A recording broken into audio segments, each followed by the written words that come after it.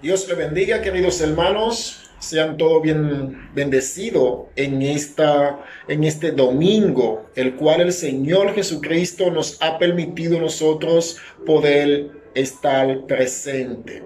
Hermanos, este estudio de esta guía lo estamos haciendo vía online por motivo de que nuestro país está enfrentando lo que es una tormenta en la cual hemos visto algunos problemas. Por este motivo, nosotros hoy estamos dando la guía vía virtual, vía online, y así es para prevenir por algún posible contratiempo en el culto de hoy domingo. Posiblemente nosotros no tengamos lo que es el servicio tal como lo tenemos durante este año. Lo hemos ido haciendo vía online, pero posiblemente tengamos inconveniente, ya sea con la luz, ya sea con la señal de la internet, y puede haber otros detalles los cuales quizás no nos permitan a nosotros poder estar presente en el culto. Por este motivo, la guía que nosotros estudiamos domingo tras domingo, la vamos a impartir vía online, y así cada uno de ustedes podrá tenerla podrá tener la exposición de la guía, el debate de la guía, y vamos entonces a abrir el chat. Mientras ustedes vayan viendo el video, ustedes van opinando, van hablando, y por este medio abriríamos lo que es un debate de la lección de la semana. Bueno, ya con esta información pasamos entonces a lo que es darle la gracia a nuestro Señor Jesucristo por las diversas maravillas que Él ha hecho en nuestras vidas. Oremos. Amado Señor, gracias. Gracias por este día tan lluvioso que nos ha dado. Cuida a aquellas personas que están en lugares, Señor, delicados, en lugares de inundaciones, tal como hemos visto sectores inundados hasta el momento. Permite, Señor, de que nuestros hermanos estén bien bajo la gracia de Dios, y que este estudio de esta guía pueda ser beneficioso para cada uno de ellos. Todo esto te lo pedimos en el santo nombre de tu Hijo amado Jesús. Amén. Pasamos en materia. En primer lugar, quiero decir de que yo no soy el maestro de la escuela bíblica o la escuela dominical, sino hay otro hermano, pero en vista de la situación que se está viviendo en el país con la tormenta, me he visto en la obligación de usar este domingo y ser el maestro de la escuela dominical, para poder de esta manera hacer el video y poder llevar la guía paso por paso. Porque si hoy no hacemos la guía, posiblemente perdamos este día de discusión, porque ya el domingo próximo le toca otra lección. Bueno, estamos en la lección 2, y recuerden ustedes que estamos estudiando lo que es la guía, se titula Mayordomía. Y nosotros en esta guía, que es por 3 meses, vamos a estar viendo 4 puntos de lo que es la mayordomía, que es mayordomía de mis talentos, mayordomía de mi cuerpo, mayordomía de mis bienes y mayordomía del tiempo. Estos cuatro puntos estaremos nosotros observándolo detalladamente. La guía que toca hoy es la lección 2, que es para el 23 de agosto. Y se titula Y lleva por título, el título general de esta lección, de esta semana, es los dones en la iglesia. ¿Cuáles dones existen en la iglesia actualmente? ¿Cuáles dones ya han cesado? Hay muchas personas que entendemos que todos los dones siguen activos. Nosotros entendemos de que hay ciertos dones que no es que están fuera de Dios, fuera de la iglesia, pero hay dones que han tenido su cumplimiento y más o menos esto es lo que vamos a estar viendo en esta semana. Hemos visto y hoy lo vamos a discutir, pero también hay otros dones que entendemos como iglesia de que le damos mal uso. O sea, hay ciertos dones que sí están en la iglesia, pero lo enseñamos y lo vivimos de una manera que no es la manera correcta, no es la manera bíblica. Pero la primera pregunta que nosotros vamos a responder es de suma importancia. ¿Quiénes de ustedes, queridos hermanos, ha leído la guía en esta semana? ¿Quién leyó la guía completa? Excelente. Para mí es una satisfacción poder ver de que cada uno de ustedes ha escrito en el chat yo. Yo espero que cada uno escriba yo la leí, porque esto es interesante. Vamos a abrir un chat de debate. ¿Cuál es el texto a memorizar? ¿Cuál es el texto a memorizar de la semana? Exacto. El texto se encuentra en Romanos capítulo 12, del verso 6 al verso 8, que dice: pero teniendo dones que difieren, según la gracia que nos ha sido dada, usémoslo. Si el de profecía, úsese en proporción a la fe. Si el de servicio, en servir. O el que enseña, en la enseñanza. El que exhorta, en la exhortación. El que da, con liberalidad. El que dirige, con diligencia. El que muestra misericordia, con alegría. Ese es el texto de la semana. Espero que por lo menos cada uno de ustedes, queridos hermanos, que estuvieron leyendo la guía, cada día podamos ir como memorizando estos versos, porque en la memorización es que podemos tener un gran conocimiento, y cuando necesitemos buscar en nuestro disco duro la información de un texto bíblico, ya lo vamos a tener porque lo hemos memorizado. El día del lunes estuvimos viendo lo que es el don profecía. El don de la profecía. Estuvimos viendo qué significa la palabra profecía en el Nuevo Testamento. Bueno, cuando nos vamos a la página 14, párrafo 1, segunda oración, dice: ¿qué significa la palabra profecía en el Nuevo Testamento? Principalmente, esta palabra del Nuevo Testamento se refiere a proclamar la mentalidad y el consejo del Señor. Miren lo que se refiere la palabra profecía en el Nuevo Testamento. Esta palabra se refiere a proclamar la mentalidad y el consejo del Señor. Nosotros entendemos que ya el consejo del Señor ya está dicho. Y como está dicho, lo tenemos en su palabra. Aquí está el consejo del Señor para todos aquellos que quieran acudir a Él.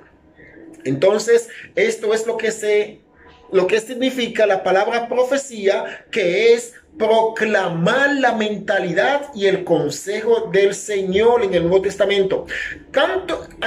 Ustedes saben que la Biblia se divide en dos partes: Antiguo Testamento y Nuevo Testamento. Y en el Antiguo Testamento la profecía existe, y en el Nuevo Testamento también existe la profecía. Ahora, Pero cada una de estas profecías tiene una contextualización diferente. No significan lo mismo en esta división de la Biblia, en el Antiguo Testamento como en el Nuevo Testamento.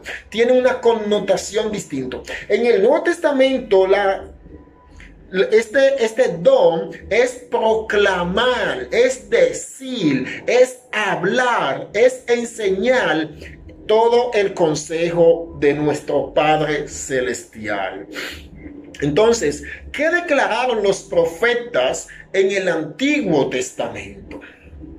¿Qué declararon ellos?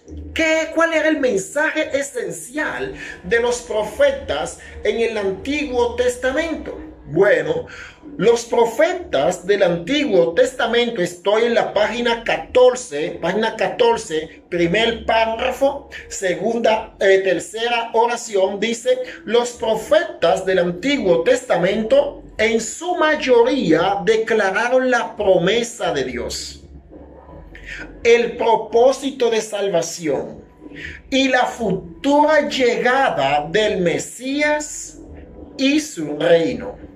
Esto fue lo que la gran mayoría de los profetas del Antiguo Testamento proclamaron. ¿Me entienden? En primer lugar, proclamaron la promesa de Dios. ¿Cuál era la promesa que Dios tenía con su pueblo?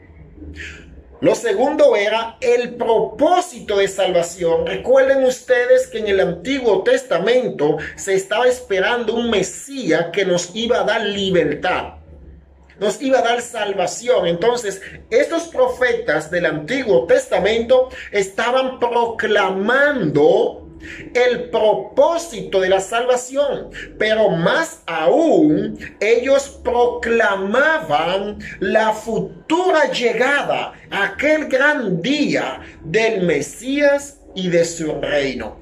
Este era el mensaje principal de los profetas en el Antiguo Testamento.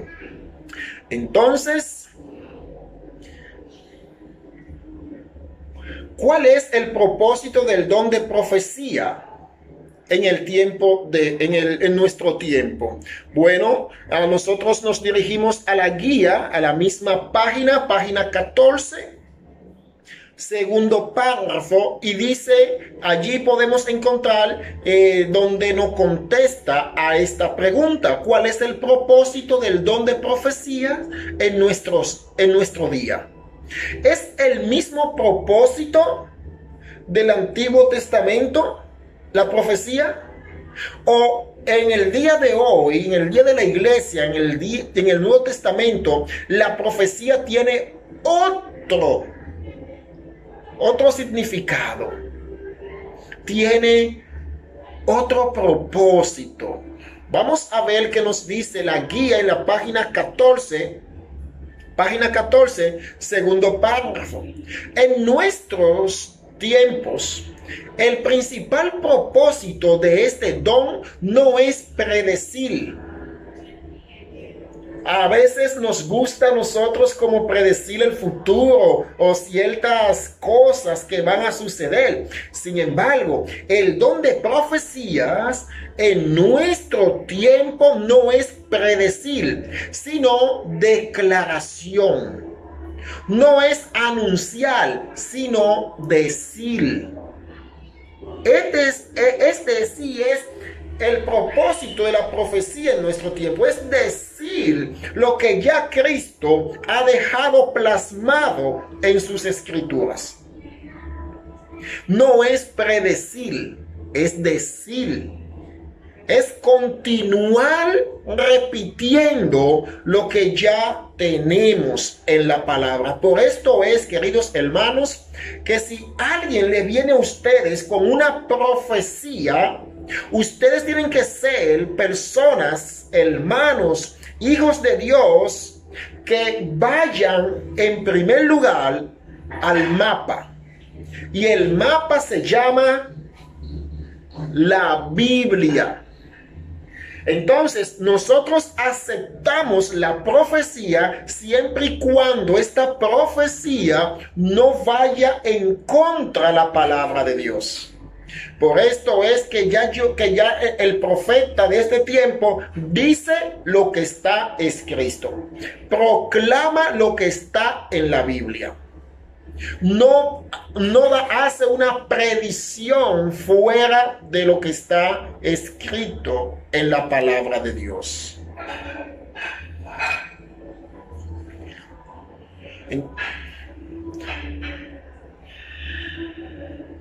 ¿Cómo se define el don de profecía? Vamos a definir el don de profecía. El don de profecía lo definimos de la siguiente manera. Está en la misma página, en la misma página 14. En la misma página 14, tercer párrafo. Y dice, podemos definir el don de profecía como permitirle. Miren esto. El don de profecía se define como permitirle a uno comprender la palabra de Dios y aplicarla efectivamente con profundidad y poder extraordinarios. Es entender la palabra de Dios. Y después que ya yo entiendo la palabra de Dios, yo la aplico de una manera efectiva, pero a la vez con un poder extraordinario. No es que Dios me está dando revelaciones. No es que yo recibo sueños. Es que yo entiendo la palabra de Dios de una manera profunda, de una manera correcta, de una manera que tenga poder, de una manera verídica, por decirlo de una manera. Y de esta forma yo entonces la aplico en mi vida, pero también la aplico en la vida de los demás, y esto es con un poder extraordinario. ¿Qué significa la palabra exhortación? Esta es otra de la pregunta que tenemos que contestar en nuestra semana. Y para esto nos vamos al día miércoles, que es donde está ubicado el tema, el don de exhortación. Ya vimos el don de profecía, que sí está en la iglesia, pero no como las personas dicen que deben de estar. Y que Dios me ha dado una profecía, tengo una profecía para ti, Dios me dio esto, Dios dice, Dios dijo. Entendemos que no. Entendemos que los profetas del Nuevo Testamento solamente damos lo que ya está. Decimos lo que ya Él dijo. Hacemos lo que ya Él hizo y lo que Él mandó hacer. Entonces, cuando vamos al miércoles, encontramos el don de exhortación. Allí estamos en el día miércoles. Este fue el estudio del miércoles, el don de exhortación. Pero, ¿qué significa el don de exhortación? Cuando nos vamos a la página 14, párrafo 3.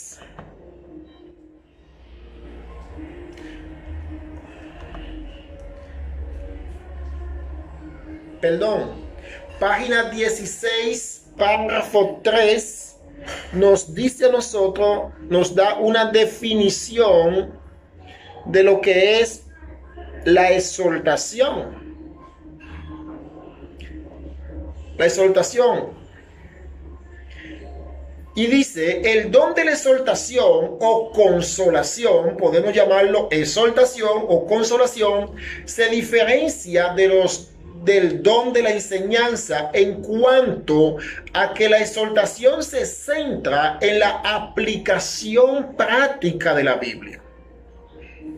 La exhortación se centra en aplicar prácticamente la Biblia.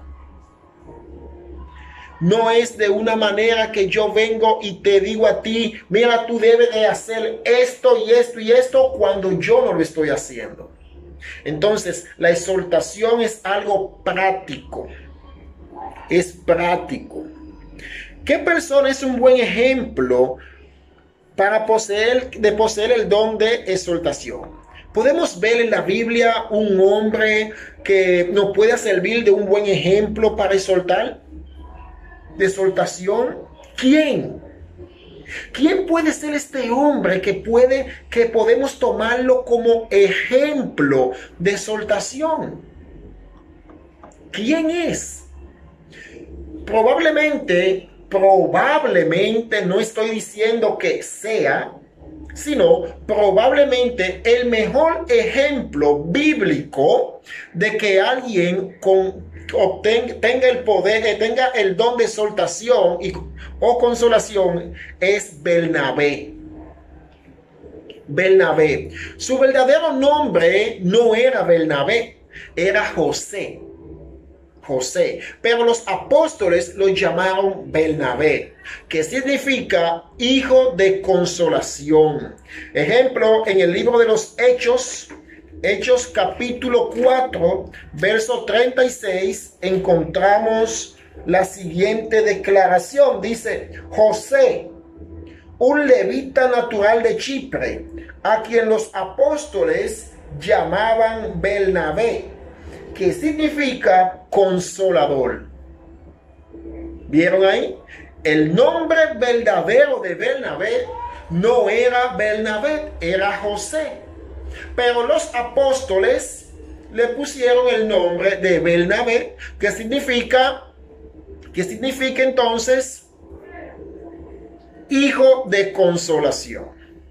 Entonces, este José o este Bernabé, como lo queramos llamar, puede ser, no es que decimos que es, sino que probablemente es el mejor ejemplo bíblico de una persona que ha poseído el don de exhortación o consolación.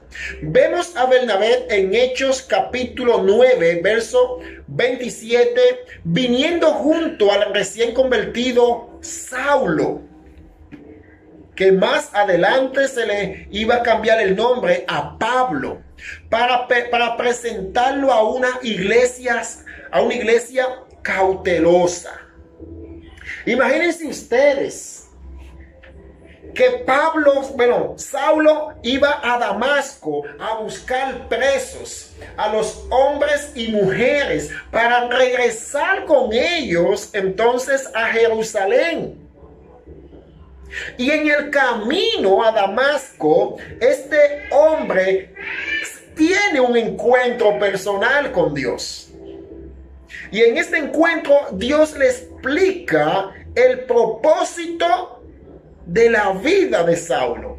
Y entonces ya el perseguidor que iba a buscar a hombres y mujeres, que probablemente iba a dejar niños huérfanos, porque iba a entrar a los padres en prisión. Este hombre entonces en el camino tiene un encuentro con Dios. Y allí él reconoce el poderío de nuestro Señor Jesucristo y decide seguir a Cristo. Decide caminar junto a él. Ya él entra a Damasco como un nuevo hombre. Y allí duró 3 días y fue bautizado. Pero ¿qué pasa? Que desde entonces ya las iglesias tenían un temor de Saulo. Y ahora Saulo ya se presenta como una persona renovada, como un apóstol, como una persona nueva en Cristo. Imagínense ustedes la iglesia: este hombre no es cristiano, este hombre es una máscara, esto es una vestimenta para agarrarnos presos, probablemente. Y Bernabé, entonces, con el don de exhortación, él le echa mano al apóstol Pablo, que en ese entonces era Saulo, y va a la iglesia, una iglesia cautelosa, y va y lo presenta. Se hace cargo de Pablo y va y lo presenta entonces a la iglesia. Él habla con la iglesia, intercede por Saulo a la iglesia para que se le dé una oportunidad de él demostrarle que Dios en verdad lo ha llamado al ministerio. Entonces, este texto lo encontramos en Hechos capítulo 9, verso 27. En Hechos capítulo 13, verso 43, podemos ver a Bernabé alienta a los creyentes a que perseveren en la gracia de Dios. O sea, él lo está alentando, no desmayen, vamos a vencer, continúen en la gracia de Dios, no importan las persecuciones. No importa que las personas nos rechacen, continúa en la gracia de Dios. Y allí podemos ver a este hombre alentando a aquella iglesia. En Hechos capítulo 15, del verso 36 al 41, vemos a Bernabé que elige a Juan, que tenía por sobrenombre Marcos, como compañero de ministerio, a pesar de que había desertado en un viaje misionero anterior. ¿Recuerdan esta historia donde el apóstol Pablo y Marcos tuvieron su momento donde Pablo dijo que no va a ir a misiones una vez más con Marcos? Pero vemos allí entonces a Bernabé que sí elige a Marcos para integrarlo a la misión después de que él había desertado, había huido de esta gran responsabilidad que es las misiones. Y allí lo estamos viendo. Entonces podemos ver allí que Bernabé era un hombre que exhortaba, era un hombre que que consolaba a las personas que estaban cayendo, aquellas personas que estaban tristes, aquellas personas que estaban por desmayar, que tenían dudas. Él estaba ahí para exhortarle, para consolarlo, para instruirlo, para guiarlo en el camino. En otras palabras, Bernabé le dio una segunda oportunidad a Marcos. A veces habemos cristianos que no damos segundas oportunidades. A veces habemos personas que no somos dados a creer en el arrepentimiento de las personas, y cualquier error que cometamos de primera lo sacamos de nuestra vida, lo sacamos del ministerio, lo sacamos de la iglesia, no le damos más oportunidad, lo tratamos como una persona rechazada. Pero vemos a Bernabé que él no era así. Él le daba oportunidades. Y un ejemplo es Marcos. A través de todo el ministerio de Bernabé, él evidenció el don de la consolación o exhortación.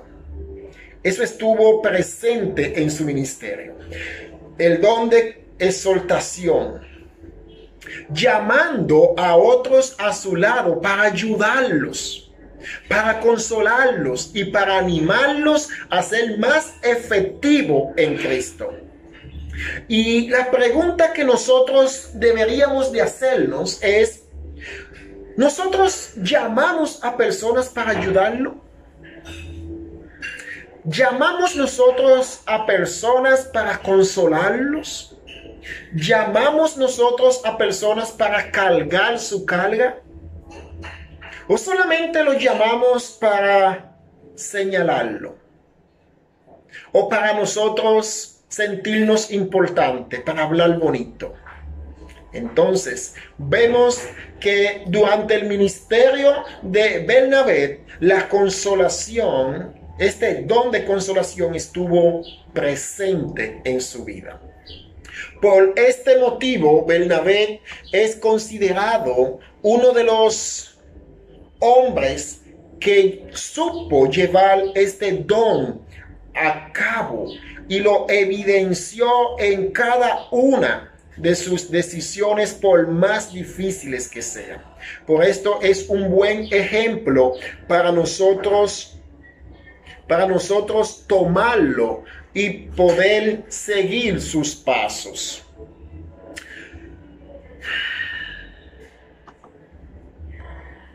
La siguiente pregunta que nos presenta la guía es: ¿cuándo se habló por primera vez en lengua? ¿Cuándo se habló por primera vez en lengua? Entonces, vemos que en la iglesia existe el don de lengua.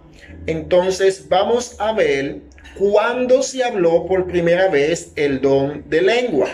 Y podemos analizar si el don de lengua del cual se habló en la Biblia es el mismo don de lengua que nosotros estamos hablando hoy. Y esto es importante. Recuerden que tenemos que tener nuestra guía en las manos. Y la guía de un cristiano no es más que la palabra de Dios. Si usted viene a una escuela dominical y usted no tiene su Biblia en la mano, usted estará perdido, estará en una batalla sin alma, sin herramientas.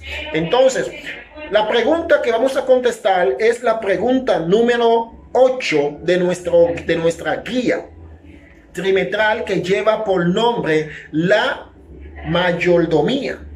Entonces estamos viendo en esta semana la mayordomía de los dones, qué son los dones y qué no son los dones.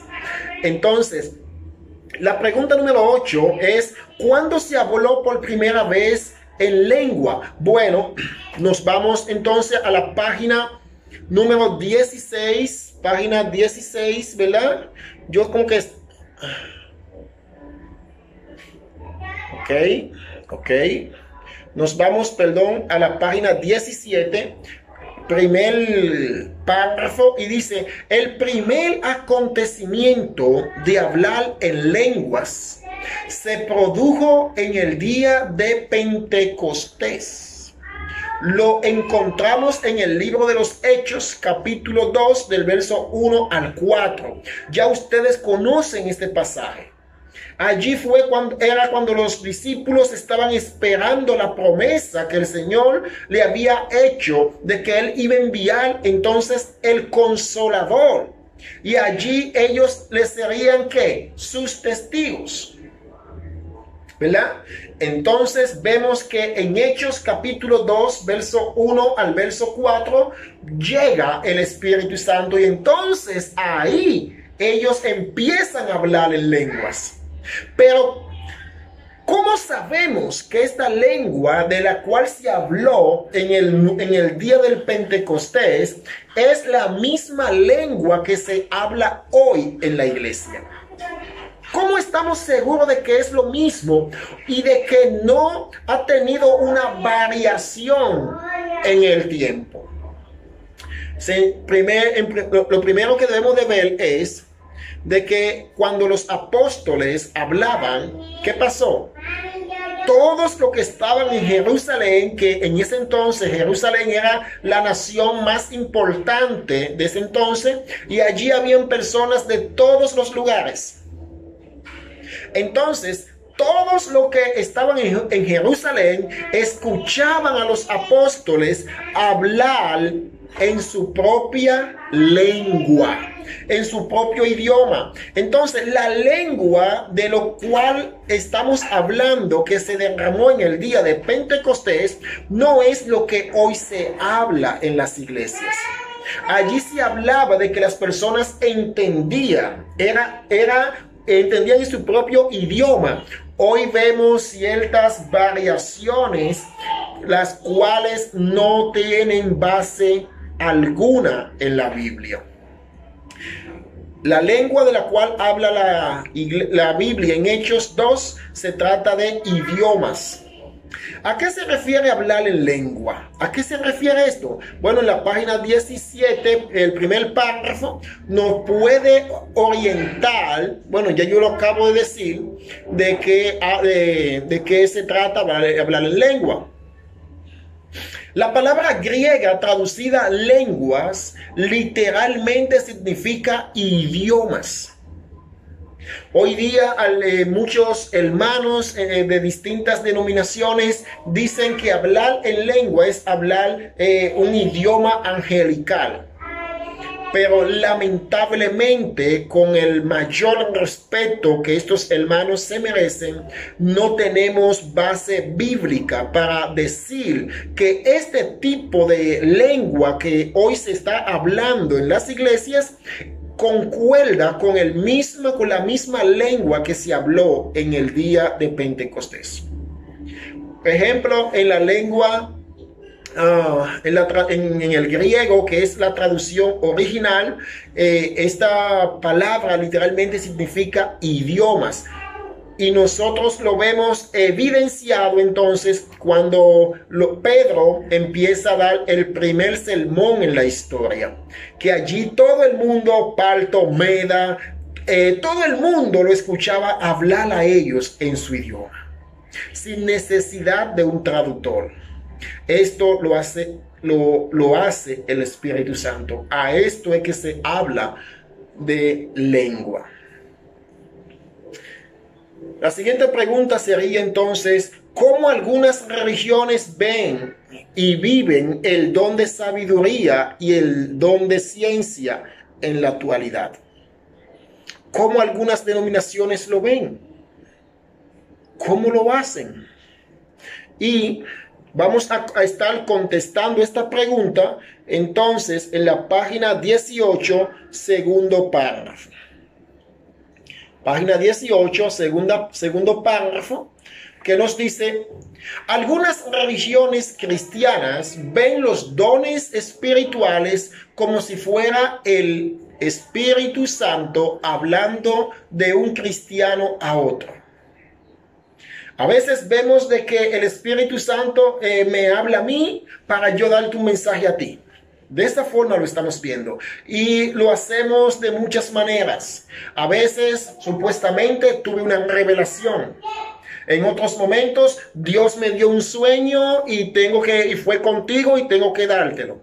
En otras palabras, tuve una visión.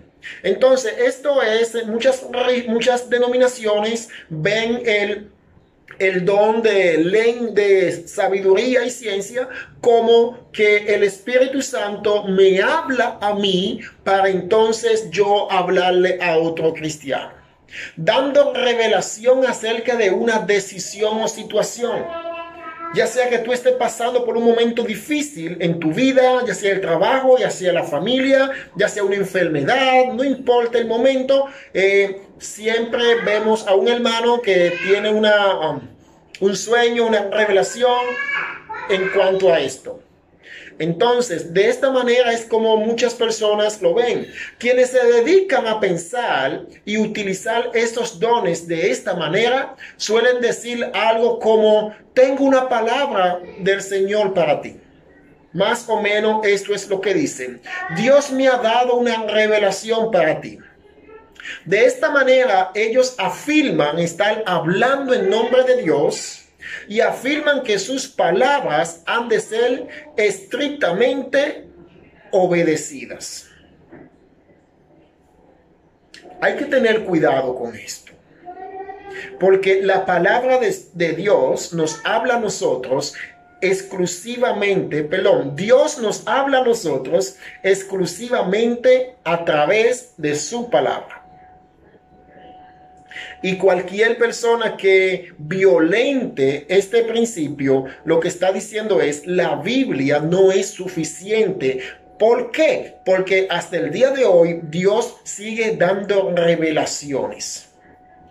Dios sigue comunicándose directamente con el hombre para dar una solución, para dar una información o dar una respuesta a una pregunta o a una cuestión, sin tener la necesidad de ir a su palabra. Y hay que tener cuidado. Entonces, muchas denominaciones ven esto como algo de Dios, como algo que sí se debe de hacer. Y en pocas palabras, lo que están haciendo es que están quitándole veracidad a lo que es la palabra de Dios. Otra de las preguntas que tenemos que contestar es es la siguiente: ¿Quiere decir esto de que Dios no tenga el poder de darle una revelación a una persona? ¿Quiere dejar dicho esto? Y en verdad no quiero dejar dicho esto. ¿Por qué no quiero dejar dicho esto? Porque Dios es Dios. Dios puede usar a cualquier persona para darle una información. Dios puede usar a cualquier persona para darle una revelación. Ahora, la pregunta ¿es normal esto en el Nuevo Testamento, en la iglesia? No, no es normal. Aunque Dios puede hacer lo que Él entienda que debe de hacer, no es normal. Porque Dios ha dejado su palabra para instruir a los hermanos y a la iglesia. Entonces, es a ella que debemos de ir. Esto me recuerda a mí lo que hicieron los bereanos, un pueblecito, cuando Pablo fue a predicar a esta iglesia. Ellos lo escucharon, pero ellos no estaban pendientes de lo que el apóstol estaba diciendo. Ellos estaban pendientes de lo que la Biblia estaba confirmando a través del apóstol. Por esto es que si nosotros tenemos hoy una revelación, lo más normal es que yo diga, ¿cómo? Déjenme ir a la palabra de Dios. ¿Qué dice la palabra de Dios?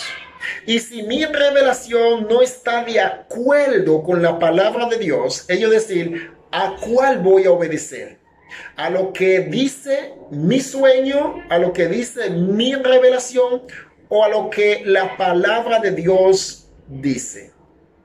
Entonces muchas denominaciones le pasan por encima a lo establecido en la palabra de Dios y le dan más fuerza a lo que supuestamente Dios le ha revelado a ellos. Y ahí hay problema. Entonces, queridos hermanos, espero que hayan visto este video hasta su final y que de esta manera podamos iniciar un proceso de diálogo, ya sea por WhatsApp o ya sea por aquí mismo, pero debemos de discutir lo que es la guía, recordando que para el próximo domingo, ¿verdad? El próximo domingo tenemos el siguiente tema y es que es mayordomo de los bienes. Es para el próximo domingo. Entonces esta semana vamos a empezar a hablar de los bienes. A estudiar de los bienes, cómo ser mayordomo de los bienes. En esta semana estudiamos lo que fue cómo hacer mayordomo de los dones.